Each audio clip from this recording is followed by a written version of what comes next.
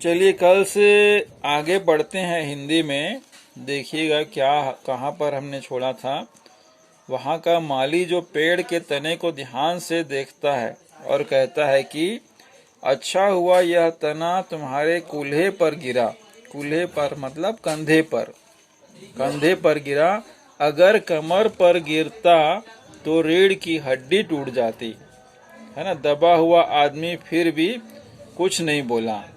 माली ने फिर कहा, तुम्हारा यहाँ कोई वारिस है तो मुझे उसका अता पता बताओ, मैं उन्हें खबर देने की कोशिश करूँगा। वारिस मतलब आपका जान पहचान वाला कोई परिवार का व्यक्ति होगा तो मुझे उसका पता बताओ तो मैं उसे बताने की कोशिश करूँगा। फिर दबे हुए आदमी ने बड़े मुश्किल से कहा, मैं लावारिस हूँ। लावारिस मतलब अनाथ हूँ। माली ने खेद व्यक्त करते हुए वहां से हट गया। ठीक है। तीसरे दिन क्या हुआ, पढ़ने में आप लोग को हंसी आ रही होगी ना, कि वो व्यक्ति पेड़ उस पर गिरा हुआ है और एक विभाग दूसरे विभाग पर यह कहते हुए अपनी जिम्मेदारी को टाल देता है कि यह विभाग हमारा नहीं है। इस प्रकार से फाइल पर फाइल चलती जाती है, लेकिन उस आदमी को वहीं पर छोड़ दिया जाता है ना। इस प्रकार से देखिए तीसरे दिन क्या हुआ, हार्टिकल्चर मतलब फूल पौधों वाला विभाग का जवाब आया। वह कड़ा जवाब था और व्यंग्यपूर्ण था, मतलब हास्यपरक था, हंसने लायक था। कड़ा जवाब किस प्रकार से आया, हार्टिकल्चर डिपार्टमेंट का सेक्रेटरी साहित्य प्रेमी आदमी जान पड़ता था, मतलब उसे हिंदी का से विशेष लगाव था। उसने लिखा था, आश्चर्य है, इस समय जब हम पेड़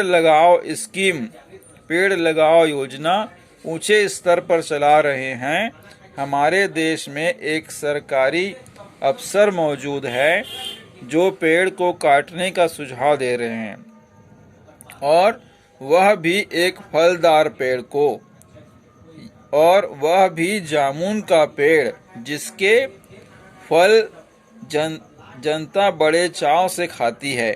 हमारा विभाग किसी हालत में इस फलदार वृक्ष को काटने की इजाजत नहीं देता है। इस प्रकार से हार्टिकल्चर का कड़ा जवाब आया था। ठीक है।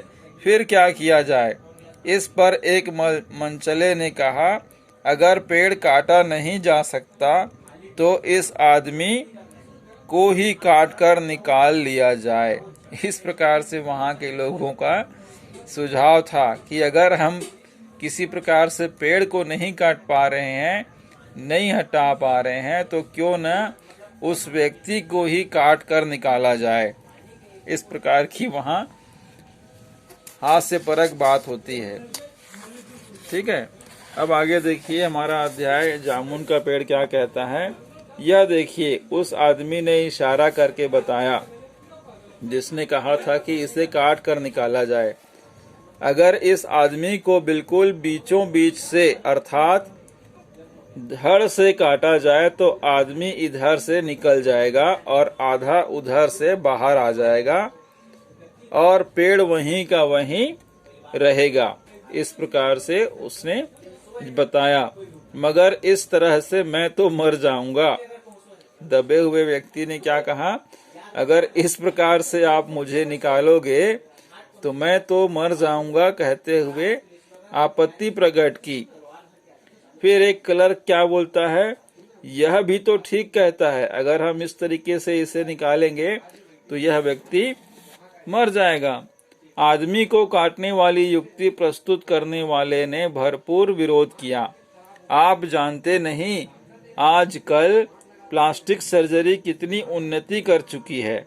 अब देखिए उनका जवाब क्या है कि मैं समझता हूं अगर इस आदमी को बीच से काट कर निकाल लिया जाए तो प्लास्टिक सर्जरी से धड़ के स्थान पर इस आदमी को फिर से जोड़ा जा सकता है ना। तो इस प्रकार की बात भी वहां हो रही है, लेकिन उस दबे हुए व्यक्ति का कोई ख्याल नहीं कर रहा है। यहाँ तक कि उसे बचाने के लिए क्या कर रहे हैं, पेड़ को काटने की बजाय, पेड़ को हटाने की बजाय क्या किया जा रहा है, आदमी को काटने की सुझाव दिया जा रहा है। अब इस बार क्या हुआ, यह फाइल को मेडिकल डिपार्टमेंट में भेजा गया। ठीक है, मेडिकल डिपार्टमेंट ने फौरन एक्शन लिया और जिस दिन फाइल उनके विभाग में पहुंची उसके दूसरे दिन ही उन्होंने अपने विभाग का एक योग्य प्लास्टिक सर्जरी छानबीन के लिए भेज दिया गया। प्लास्टिक सर्जन करने वाला को छानबीन करने के लिए भेज दिया गया। सर्जन ने दबे हुए आदमी को अच्छी तरीके से टटोल कर उसका स्वास्थ्य देखकर खून का दबाव देखा, नाड़ी की गति को परखा, दिल और फेफड़ों की जांच करके रिपोर्ट भेज दी कि इस आदमी का प्लास्टिक ऑपरेशन हो सकता है और ऑपरेशन सफल भी होगा, मगर आदमी मर जाएगा। तो इस प्रकार से मेडिकल डिपार्टमेंट के सर्जन ने सभी प्रकार की जांच करने के बाद क्या बताया कि ऑपरेशन तो हो जाएगा, ऑपरेशन सफल भी हो जाएगा, लेकिन आदमी मर जाएगा।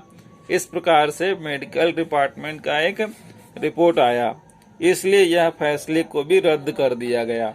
आदमी को काटने का फैसला भी रद्द कर दिया गया। रात को माली ने दबे हुए आदमी के मुंह में खिचड़ी डालते हुए उसे बताया कि अब मामला ऊपर चला गया है। सुना है कि कल सेक्रेटरिएट के सारे सेक्रेटरियों की मीटिंग होगी, उसमें तुम्हारा केस भी रखा जाएगा। उम्मीद है सब काम ठीक हो जाएगा। इस प्रकार से माली ने उस व्यक्ति के मुंह में खिचड़ी डालते हुए उसे बताया। दबा हुआ आदमी एक आह भरकर धीरे से बोला, ये तो माना कि तगा फुल न करोगे, लेकिन खाक हो जाएंगे हम तुमको खबर होने तक। इस प्रकार से उसने 2 लाइन में कहा कि ये तो मैंने माना कि आप हमसे धोखा नहीं करेंगे, लेकिन हम खाक हो जाएंगे, मतलब हम मर जाएंगे या हम राख हो जाएंगे, हम और तुमको खबर होने तक, तुमको जब तक खबर होगी तब तक हम राख हो जाएंगे। माली ने अचंभे से मुंह में उंगली दबा ली। अचंभे से मतलब आश्चर्य व्यक्त करते हुए मुंह में उंगली दबा दी और चकित भाव से बोला, क्या तुम शायर हो? आश्चर्यचकित होते हुए बोला कि क्या तुम शायर हो? दबे हुए आदमी ने फिर धीरे से सिर हिला दिया। ठीक है, धीरे से हाँ कहते हुए सिर हिला दिया। अब दूसरे दिन माली ने चपरासी को बताया, चपरासी ने फिर क्लर्क को बताया, ना क्लर्क ने हेड क्लर्क को बताया। थोड़ी ही देर में सेक्रेटरिएट में यह अफवाह फैल गई कि दबा हुआ आदमी जो है वो शायर है। और बस फिर क्या था, लोगों का झुंड शायर को देखने के लिए उमड़ पड़ा। इसकी चर्चा शहर में फैल गई और शाम तक गली गली में शायर जमा होने शुरू हो गए। सेक्रेटरिएट का लॉन भांति भांति के शायरों से भर गया और दबे हुए आदमी के चारों ओर मुशायरे का सा वातावरण उत्पन्न हो गया। सेक्रेटरिएट के कई क्लर्क और अंडर सेक्रेटरिएट तक, जिन्हें साहित्य और कविता से लगाव था, वहीं रुक गए। कुछ शायर दबे हुए आदमी को अपनी गजलें और नज़में सुनाने लगे। कई क्लर्क उनको अपनी गजलों को दुरुस्त करने पर मजबूर करने लगे। बताइए, ऐसा भी हो रहा है। उस दबे हुए व्यक्ति को लोग तरह तरह की अच्छी अच्छी बातें सुना रहे हैं और उसे भी सुनाने के लिए बोल रहे हैं। ठीक है, जब पता चला कि दबा हुआ आदमी एक शायर है, तो सेक्रेटरिएट की सब कमेटी ने फैसला लिया कि चूंकि दबा हुआ व्यक्ति एक शायर है, इसलिए इस फाइल का संबंध एग्रीकल्चर डिपार्टमेंट से है, न ही हार्टिकल्चर डिपार्टमेंट से, बल्कि सिर्फ कल्चर डिपार्टमेंट से है, मतलब कला विभाग से है। कल्चर डिपार्टमेंट से अनुरोध किया गया कि जल्द से जल्द मामले का फैसला करके अभागे शायर को इस फलदार पेड़ से सुरक्षा दिलाया जाए। फाइल कल्चर डिपार्टमेंट के अनेक विभागों से गुजरती हुई साहित्य एकेडमी के सेक्रेटरी के पास पहुंची। अब फाइल वहां पहुंची। बेचारा सेक्रेटरी उसी समय अपनी गाड़ी में सवार होकर सेक्रेटरिएट पहुंचा और दबे हुए आदमी से इंटरव्यू लेने लगा। इंटरव्यू लेने लगा मतलब उनसे रूबरू होने लगा, साक्षात्कार करने लगा कि तुम शायर हो। उसने पूछा, तुम शायर हो? दबे हुए आदमी ने बोला, जी हाँ। और फिर क्या उपनाम रखते हो? जो भी शायर होते हैं वो अपना एक उपनाम रखते हैं। तो इसने बताया, ओस।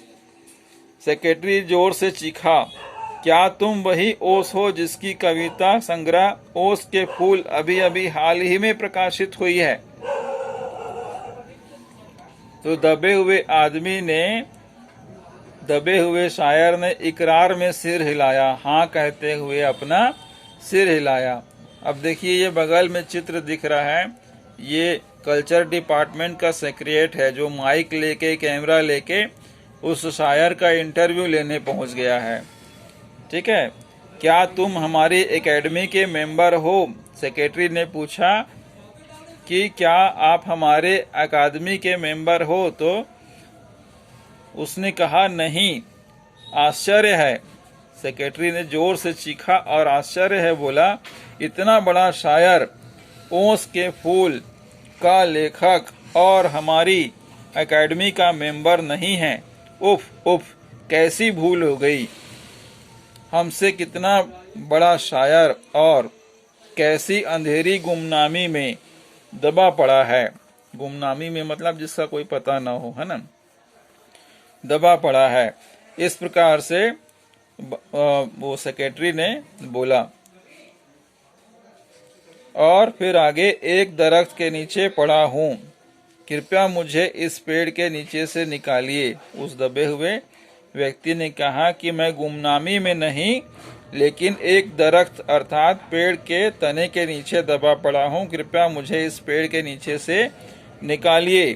फिर सेक्रेटरी फौरन बोला, फौरन उसने अपने विभाग को रिपोर्ट दी, अभी बंदोबस्त करता हूँ। इस प्रकार से कहते हुए वहां से चला गया। दूसरे दिन सेक्रेटरी भागा भागा शायर के पास आया और बोला, मुबारक हो, मिठाई खिलाओ। उस शायर के पास गया और बोलता है दबे हुए व्यक्ति को कि मुबारक हो, मिठाई खिलाओ, हमारी सरकारी साहित्य एकेडमी ने तुम्हें अपने केंद्रीय शाखा का मेंबर चुन लिया है। केंद्रीय शाखा का मेंबर चुन लिया है, यह लो चुनाव पत्र। अब बताइए, उससे चुनाव पत्र दिया जा रहा है और उसे मेंबर बनाया जा रहा है, बजाय इसके कि उसे वहां से निकाल कर बचाया जा सके। ठीक है, मगर फिर उसने क्या कहा, दबे हुए आदमी ने कराह कर मतलब दर्द के मारे कहा कि मगर मुझे इस पेड़ के नीचे से तो निकालो। इस प्रकार से उसने कहा। उसकी सांस बढ़ी। फिर मुश्किल से चल रही थी, बड़ी मुश्किल से उसकी सांस चल रही थी और उसकी आंखों से मालूम होता था कि वह घोर पीड़ा मतलब बहुत ज्यादा दर्द और यातना में पड़ा है, बहुत तकलीफ में पड़ा है ना। इस प्रकार से घटना धीरे धीरे आगे बढ़ रही है। ठीक है, तो आगे की पढ़ाई हम आपको अगले दिन कराएंगे। आप इस विभाग से विभाग की तरफ चलने वाली फाइल की प्रक्रिया का अंत किस प्रकार होता है उसके बारे में आप भी थोड़ा सा आगे पढ़िएगा, है ना। तो अपना ध्यान रखेंगे, स्वस्थ रहेंगे, खुश रहेंगे और घर पर रहते हुए अनुशासित रहेंगे। आपसे ये मेरा विनम्र आग्रह है। अपने माता पिता का आज्ञा का पालन करेंगे और उनके द्वारा बनाए गए घर के कुछ नियमों का पालन जरूर करेंगे। ठीक है, बहुत बहुत धन्यवाद। स्वस्थ रहिए।